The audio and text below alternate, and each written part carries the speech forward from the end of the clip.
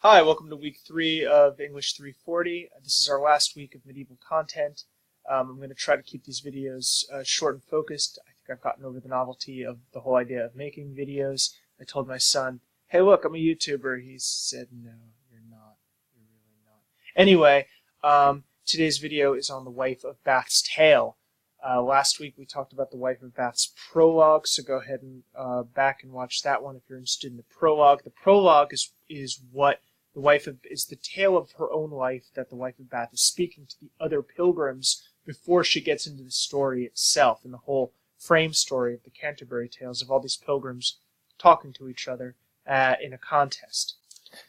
Now, Chaucer, of course, his reputation really revived in the 19th century. That's when medieval literature became quite popular among critics again. And pictured here is a 19th century, a late Victorian engraving by Edward Coley Burne-Jones, one of the pre-Raphaelite painters. And we can see here the knight in the bridal chamber with the so-called loathly lady of folklore. And this shows you the sort of central climax of this tale. Now, this tale is identified by the wife herself as being a Breton Tales. She describes it as thus at the very beginning of the tale. And she says that she read it previously. And so a Breton Tales was a kind of narrative poem written in French. And so, I guess there's a few English ones out there. The earliest surviving examples that we know of in French or English are by Marie de France, pictured here in one of the manuscripts. Now, this manuscript, though, was actually produced in the 14th century, and her work was very popular in Chaucer's time. She authored 12 of these texts, but she was born, although she was born in France and wrote in French, she lived in England and was part of the court of Henry II and Eleanor of Aquitaine. You may find her work in your Norton anthology if you're interested. They're quite good. They're on page 142 and following. They're very strange and fun and funny. But that's the kind of tale that the Wife of Bath is telling. A rhymed tales of love and chivalry, often involving supernatural and fairy world Celtic motifs. Now, a lot of Chaucer's poetry is not fairy tale. It's not Arthurian. That's the kind of thing that he, as a sophisticated court poet looking towards French and Italian models, especially Italian literature, which was going through this sort of renaissance already with Dante and Petrarch, he would have considered that to be sort of like childish, old-fashioned, and unsophisticated. But he gets the opportunity to tell this kind of tale by putting it in the mouth of a woman from Bath in the west of England, which would have been a little bit provincial in Chaucer's day. Of course, this tale is more sophisticated than just a fairy tale with magic and knights and whatever. It's a tale that really asks us important questions about justice, and at the heart of it is the very serious crime of rape. So love and justice is kind of, just sort of putting this up here as sort of the theme to think about what love is, and this is important for the Wife of Bath herself, right? And what justice is. In the Middle Ages, they defined love in Christian terms as being a word that really describes two different things. On the one hand, there is caritas, which is in Greek is agape, and that's a sort of selfless love. That is a love that is a kind of a pure spiritual love. This is the kind of love that Paul talks about in Corinthians. This is sort of the love that is the virtue, the cardinal virtue. Above all these is love. That's the kind of love they're talking about. And it's a love that is unselfish. It's a love that is distinguished by Augustine or pseudo-Augustine and other the medieval philosopher Duns Scotus, and taken up by the modern philosopher Hannah Arendt as distinct from concupiscentia, which is something that can be identified with eros, erotic love, sexual love, and that's a love of the other for the self. It's a desire to use the other, to have the other, to consume the other in a way. as opposed to this first kind of unselfish love, which is defined in this formula as amo volo utsis, which means literally, I love, I want you to be. I want that you should exist. That's what that means. That true love is just wanting the other to exist. It's not about having or using or taking, but about wanting the other to be. And so that's love, and that's the sort of the higher or highest form of love in medieval thought. And then the other sort of big theme in this story, which after all features a trial, is justice. And I really like the definition of justice that comes from the Justinian Code, a late medieval encapsulation of ancient Roman law that became an important source for medieval and modern civic law. And that definition of justice is the constant will to give each what is their due. And this informs whether you think of like, criminal justice, or you think of something like social justice or economic justice. I think this idea of the constant will to give each what is their due is informing it, and I think it's a useful one. A useful or productive way of thinking about what justice is. Pictured here is an image of St. Augustine of Hippo, who is a sort of important Christian thinker who articulated in great detail the contrast between caritas and concupiscentia, which motivates a lot of thought about love in medieval literature and in Christian thought more generally. Now, in the opening of her tale, the wife of Bath speaks about, from lines 863, and I'll just sort of translate it on the fly here for you. In the old days of the King Arthur, of which that Bretons speak great honour, all was this land fulfilled of fairy. The elf queen with her jolly company danced full oft in many a green meadow. This was the old opinion as I read. I speak of many 100 years ago, but now can no man see none elves mow, for now the great charity and prayers of limiters and other holy frères that search in every land and every stream as thick as motes is in the sunbeam, blessing halls, chambers, kitchens, bowers, cities, burgs, castles, high towers, thropes, burns, shipness, dairies, this maketh that there be no fairies, for there is wont to walk and was an elf, there walketh now the limiter himself.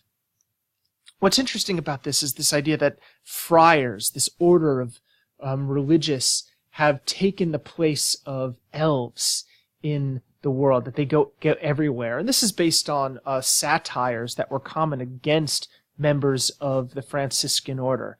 Now, Franciscans were not monks. Friars were not monks. Monks had been around since 400-500 CE at least. And the thing about monks is that they lived in monasteries. They were supposed to be separate from society, living in communities, working in these sort of self-sustaining communities, whereas Franciscans, who were founded by St. Francis of Assisi in the early 1200s, were supposed to go out and preach, and go out in pairs and preach the gospel, just as we see in the Gospels, where he says, go out in twos and beg for your living and, preach the Gospels, and Christ sends off the hundreds. I forget where that's from. But that is what Francis had this vision that he was going to do that too and revive this sort of apostolic life. And it was an enormously successful idea. So successful that so many people donated so much money to the Franciscans that they got rich. And so, even though they had started out devoting themselves to this idea of apostolic poverty, soon they became famous for, having all this money, which they technically didn't hold because, it was a vow of poverty that they took, and they held their property in common. But nevertheless, they became sort of symbols of hypocrisy in the Middle Ages. Rightly or wrongly, that's how they were regarded. And they were also regarded as since they could take confession, and because they were reputed to be especially popular with women in cities and in castles and everywhere else, they were also believed to be kind of what's the word I'm looking for here? Dangerous, like sexually dangerous, and not to be trusted alone with your wife or your daughter. And they were meant, so in this sense, they sort of take the place of the fairies of old as being sort of tricksters and kind of also possibly sexual tricksters. And so that's all kind of setting that up, this contrast between the old days when they were fairies and now when there are friars. Punning on also the similarity between the two words in Middle English, feres and freres. The story begins at line 888. And so befell it that this King Arthur had in his house a lusty bachelor that on a day come riding from the river, and happed that, alone as he was born, he saw a maid walking him beforn. So basically, he rapes her. For by very force he raft her maidenhead, for which oppression was switch clamour and switch pursuit under the King Arthur, that damned was this knight for to be dead. In other words, this knight for raping this maiden was going to be sentenced to death. For some reason, the queen and her ladies intervene. And this is something we see a lot in medieval romance, where women are moved to mercy and to mitigate sentences and to intervene on the behalf of the condemned, but with a condition. The queen says to this rapist knight, "What thing it that women most desiren, beware and keep the neck bone from iron." In other words, go out and find what women want most, and that's the only way that you can save your life. And so he, once again, in that classic romance way, he has a year and a day to fulfill this quest. We saw that already in Gawain, right? All right, so off he goes. And here's the fun thing. I love this bit. When he goes and asks people, what we find is that no two women agree. And we get a poetic device called Anaphora, where with the same sort of syntax or sentence structure is repeated parallel as a list. Woe was this nicht, and sorrowfully he sicketh. Actually, it's from 931 is really where we get the anaphora. Some said women love best riches. Some said honor. Some said joliness, which means pleasure. Some rich array, that means fancy clothing. Some lust a bed. You can figure out what that means. Oft time to be widowed and wed. Some said that our heart is most ease when that we've been flattered and pleased. He goeth full nigh the sooth, I will not lie.